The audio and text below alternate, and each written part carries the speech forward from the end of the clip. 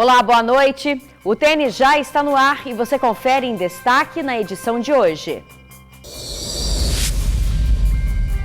Sexta-feira marcada por protestos na Grande Vitória. Os principais acessos à capital foram fechados pelos manifestantes. O trânsito deu um nó e muita gente ficou revoltada. Em Vitória, teve confusão na Ilha do Príncipe. Pelo menos 12 pessoas foram detidas, acusadas de vandalismo. O comércio contabilizou 10 milhões de reais de prejuízo somente na Grande Vitória com a paralisação. Teve loja que só abriu ao meio-dia.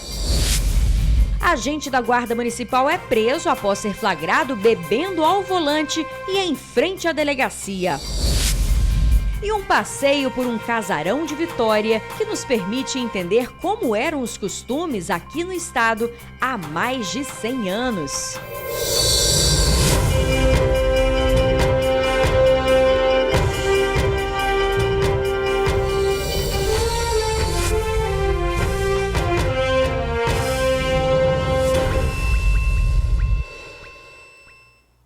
Hoje o dia foi de caos pela manhã. Vias de acesso à capital foram fechadas e muita gente demorou horas para chegar ao trabalho por conta da greve geral. E como será que está a volta para casa neste momento? Rodoviários prometeram manter a frota reduzida até a meia-noite de hoje. Vamos então chamar a repórter Keila Lopes para dizer como está a movimentação agora em Vitória. Boa noite, Keila. Olá, Isabela, boa noite a você, boa noite a todos. Eu falo ao vivo aqui da Avenida Américo Buais, em frente à Assembleia Legislativa.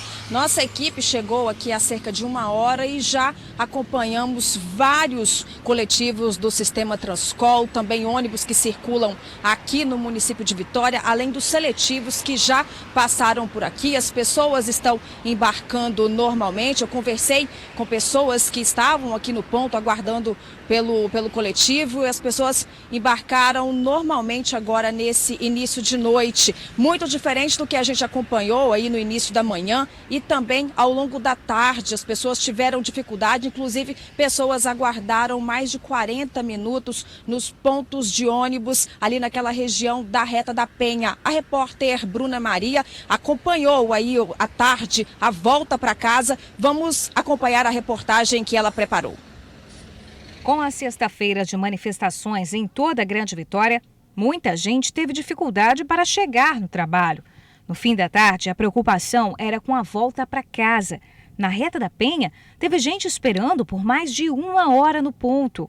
Tem 1 hora que eu estou esperando já, não está passando. Está esperando qual? Mais Transcol do que os verdinhos. Tá difícil hoje, tá? A demora foi tanta que a Nilzete preferiu chamar um carro de aplicativo pelo celular. Os 40 minutos que eu estou aqui esperando. Teve espera também para quem aguardava o Transcol. Muitas linhas que chegavam já estavam cheias. Esse aí preferiu não se arriscar. Aí voltando para casa de Uber? De Uber, lógico. É a única solução. Já na Avenida Vitória, os pontos estavam mais vazios. Quem aguardava as linhas municipais e o Transcol não enfrentou dificuldades.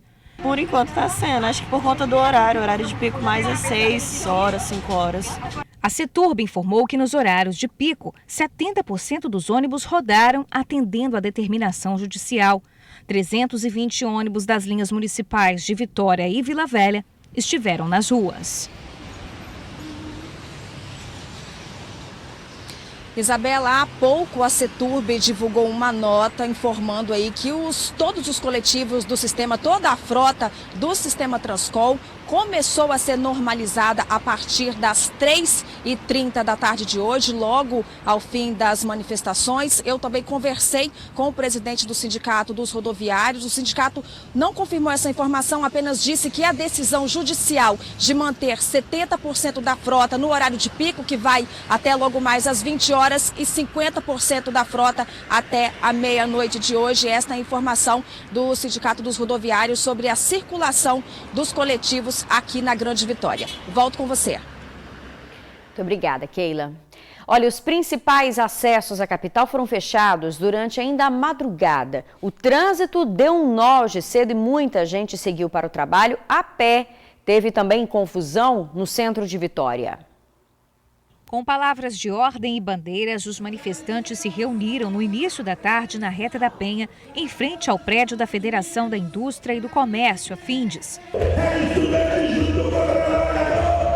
O ato fez parte da greve geral contra a reforma da Previdência e os cortes na educação. Essa reforma, ela é absurda.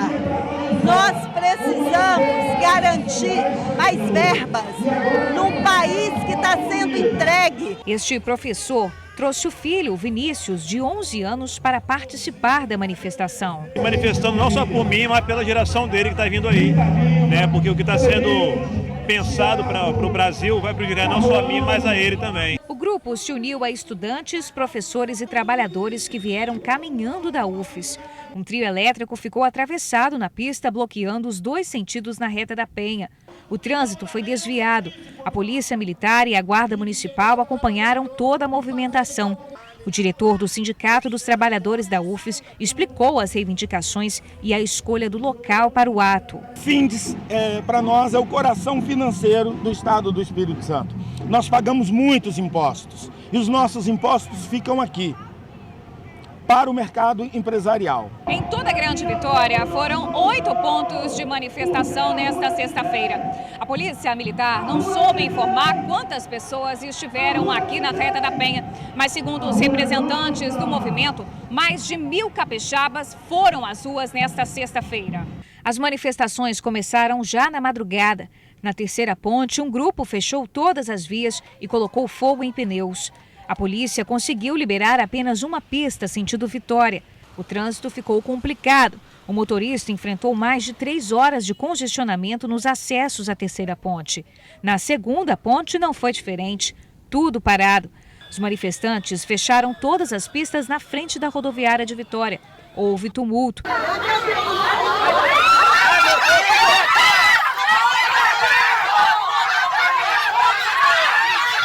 Os passageiros chegaram a quebrar a janela de um ônibus. Com o atraso dos coletivos no terminal de São Torquato, muita gente preferiu seguir a viagem a pé pela ponte Florentino Avidos. Estou desde 5 horas da manhã andando, eu trabalho aqui na Costa Pereira, estou vindo lá de Vila Velha. É triste a situação, tá? Triste mesmo. Na Serra, filas enormes dos terminais e ônibus lotados. Em Cariacica, não teve aula. A Prefeitura informou por meio de nota que os professores aderiram ao movimento e que as aulas serão repostas aos sábados. Na Serra, das 139 unidades de ensino, apenas 49 funcionaram. A paralisação aconteceu em nível nacional e reuniu trabalhadores, estudantes e representantes das centrais sindicais que querem o fim da reforma da Previdência e dos cortes em investimentos na educação. Olha, o trânsito foi liberado na Reta da Penha por volta das 2 da tarde. A Central Única dos Trabalhadores afirmou que não serão feitos novos protestos hoje. E durante as manifestações, 12 pessoas foram detidas, 10 na Serra e 2 em Vitória. Todas foram acusadas de vandalismo. Entre os detidos estavam sindicalistas que teriam esvaziado pneus de coletivos e ameaçado um cobrador. A Polícia Militar apreendeu estilingues, bolinhas de gude e pedras.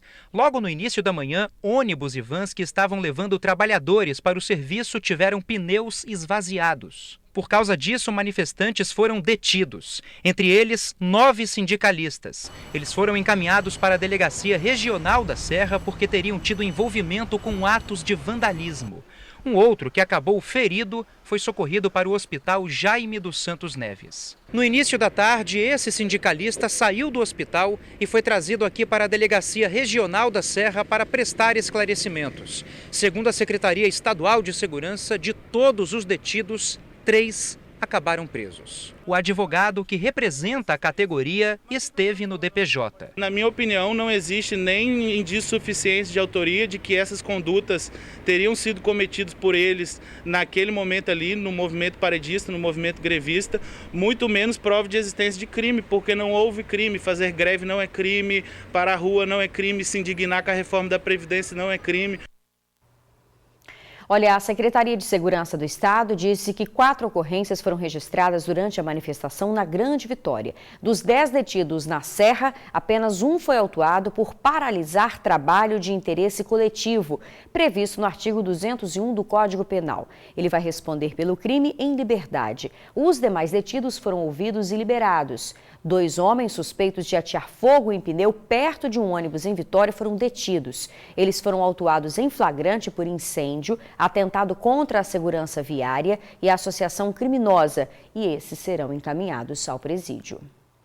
10 milhões de reais. Essa é a estimativa de prejuízo da Federação do Comércio do Estado por causa das manifestações. É que várias lojas ficaram fechadas. Algumas só conseguiram abrir as portas ao meio-dia. Diversas lojas não abriram as portas nesta sexta-feira. Outras só conseguiram abrir na parte da tarde, seja porque os funcionários não chegaram ou porque os clientes não apareceram. Não tem ninguém nas ruas, não tem como chegar, a gente teve que vir de Uber. Foi uma dificuldade muito grande para chegar até aqui, tá? Chegamos meio-dia para abrir a loja. Hoje está muito parado, a calçada está morta, sem movimento. Tem nada, você vê até os caras aí pararam de fazer locução, pararam de falar aí, porque não está dando movimento nenhum. Nós estamos agora no centro de Vitória, na Avenida Jerônimo Monteiro. E quem conhece esse pedaço que fica em frente à Praça 8, sabe que estas calçadas são bem movimentadas.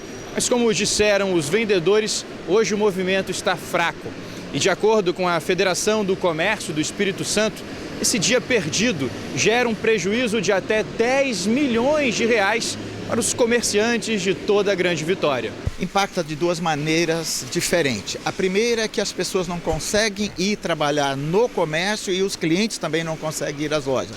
E a outra parte é a parte do serviço e da indústria que não consegue produzir, porque os colaboradores não conseguem ir ao trabalho. Quer dizer, o impacto é muito grande. O comércio é afetado e o setor de serviços e produção também.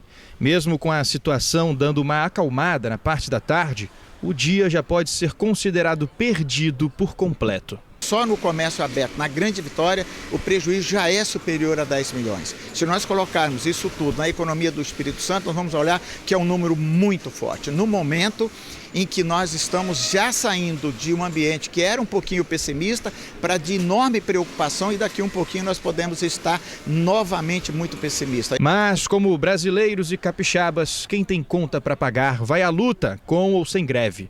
Agora é bola para frente e, de alguma forma, tentar recuperar o que deixaram de ganhar. Nós temos que implementar ações promocionais, ações de venda para recuperar o nosso faturamento, pagar os impostos no fim do ano, pagar o salário e, se possível, contratar um pouquinho mais, porque o desemprego é muito forte. Então, ações terão que ser feitas, mas o faturamento perdido nunca é e nunca será recuperado. Nós vamos para um rápido intervalo. Na volta, você vai ver que um agente de trânsito foi flagrado bebendo cerveja ao volante e na frente da delegacia. Agora imagens ao vivo para você da ponte de Camburi. A gente já volta. Um agente da Guarda Municipal de Vitória foi flagrado bebendo cerveja enquanto dirigia. Detalhe, o flagrante foi feito em frente à Delegacia de Delitos de Trânsito. O agente se recusou a fazer o teste do bafômetro. Este homem que corre das câmeras se chama Gessimar Cateric, um agente de trânsito da Guarda Municipal de Vitória. Ele foi preso na tarde desta sexta-feira por embriaguez ao volante. O flagrante aconteceu na frente do Detran e da própria Delegacia de Delitos de Trânsito em Jardim da Penha. O agente da Guarda Municipal estava neste carro tentando manobrar, mas alguns funcionários do Detran que passavam pelo local e viram a cena perceberam que ele estava alterado. De acordo com testemunhas, Gessimar estava bebendo aqui, dentro do carro. Ele parou o veículo, abaixou os vidros e colocou o som na maior altura. Foi nesse momento que policiais civis da Delegacia de Trânsito vieram e fizeram a prisão em flagrante. Uma equipe do Batalhão de Trânsito da Polícia Militar esteve na delegacia para fazer o teste do bafômetro. Gessimar se recusou a soprar. Então, foi levado ao Departamento Médico Legal para fazer o exame de sangue. De acordo com as primeiras informações, ele será autuado pelo crime de dirigir embriagado. Pois é, né? A Prefeitura de Vitória disse que o agente foi afastado das funções e que será instaurado um processo administrativo para apurar de forma rigorosa a conduta do servidor. Teve um acidente grave agora há pouco na Serra, foi no bairro Vila Nova de Colares. O caminhão de lixo ficou tombado na rua. Foi agora no começo da noite. Segundo o Corpo de Bombeiros, o caminhão desceu a rua desgovernado, atingiu um comércio, um poste e atropelou um ciclista. O motorista do caminhão também teria ficado ferido. O SAMU e a Polícia Militar já foram acionados. O Corpo de Bombeiros informou ainda que o motorista do caminhão e o ciclista já foram socorridos para um hospital próximo. As causas do acidente vão ser apuradas. E continua foragido o dono da carreta que provocou o acidente que matou uma família na BR-101 na Serra. Fotos feitas logo depois do acidente apontam que a barra de direção quebrou. As imagens apontam que a barra de direção da carreta quebrou, o que comprometeu as rodas do veículo. Em depoimento, o motorista Rodrigo Girardi já tinha dito que a peça apresentou defeito, o que poderia ter sido a causa do acidente. A Polícia Civil disse que o resultado do laudo do veículo deve sair em 30 dias. Ainda em depoimento, o motorista garantiu que a carreta passa mensalmente por revisões e que a última aconteceu mês passado. O caso está sendo investigado pela Delegacia de Trânsito. Rodrigo foi preso quarta-feira, quando foi prestar esclarecimentos na delegacia. Ele já está no presídio.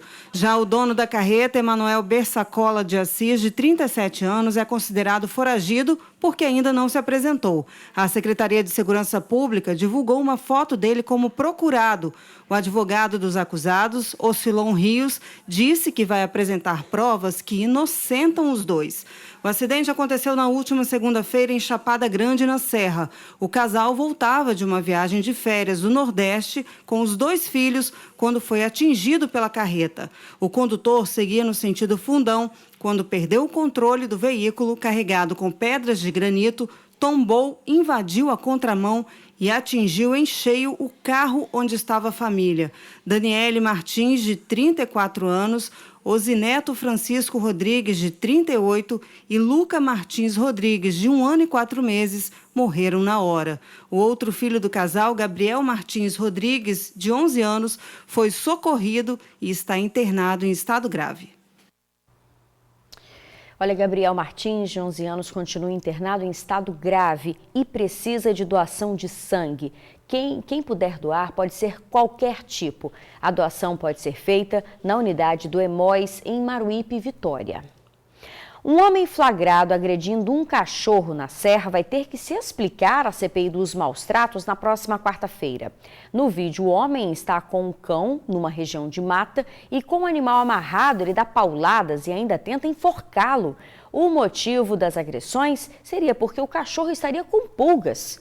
O fato aconteceu atrás de uma escola no bairro Serra Dourada 2. Alunos que presenciaram o fato fizeram um vídeo e acionaram a polícia. O homem foi levado para a delegacia, autuado em flagrante por maus tratos a animais, assinou um termo circunstanciado e foi liberado. O caso foi encaminhado à Delegacia de Crimes Ambientais. O suspeito deve depor na próxima quarta-feira. Lembrando que maltratar animais no Brasil é considerado crime ambiental, com pena de detenção de 3 meses a 1 ano e multa. A gente faz um rápido intervalo. Na volta, vamos fazer uma viagem ao passado e conhecer um pouco mais dos costumes de quem viveu aqui no estado há mais de 100 anos. Você vê agora imagens ao vivo da reta do aeroporto. A gente volta rapidinho. Você já parou para pensar em como as pessoas viviam no passado aqui no estado? Será que os costumes de 100, 200 anos atrás eram muito diferentes dos de hoje? Quem visita um casarão do século XIX em Vitória pode reviver um pouco dessa época.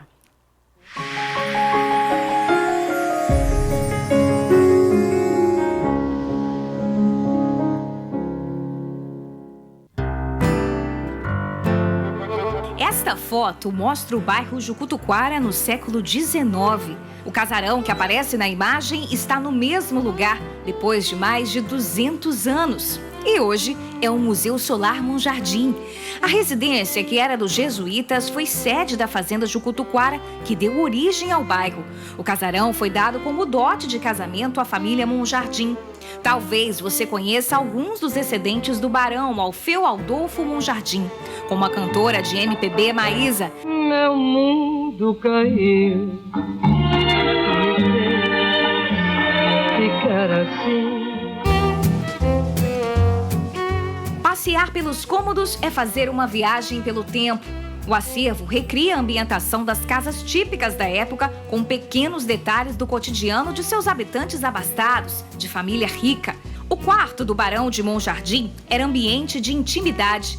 Por aqui, nada de guarda-roupas. As vestimentas eram colocadas em um baú.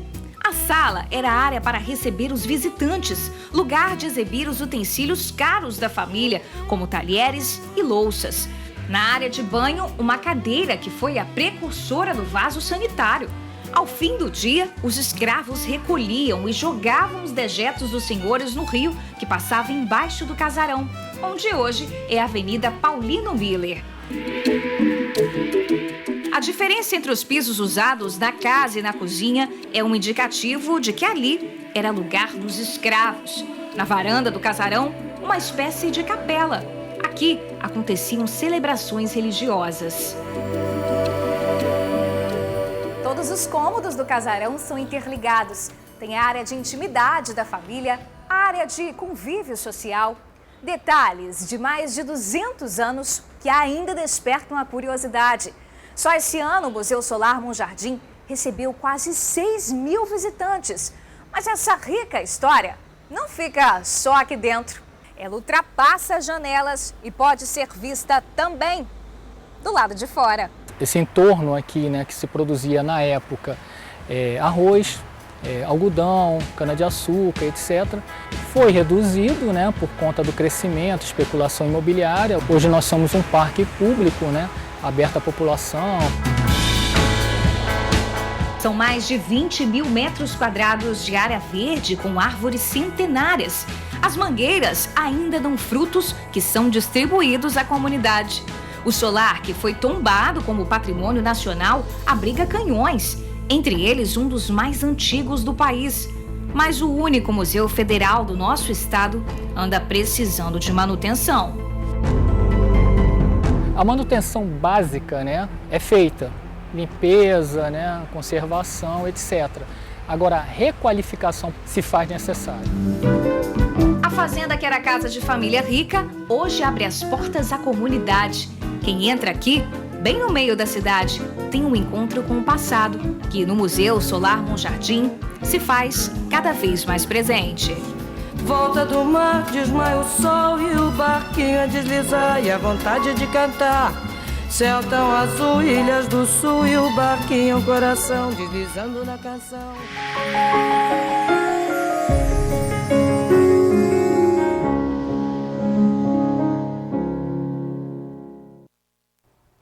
Música boa e matéria boa para a gente encerrar nossa sexta-feira, né? A gente fica por aqui, outras informações agora no SBT Brasil e amanhã no TN1 ao 12:30. Uma ótima noite para você e um excelente fim de semana. Até segunda!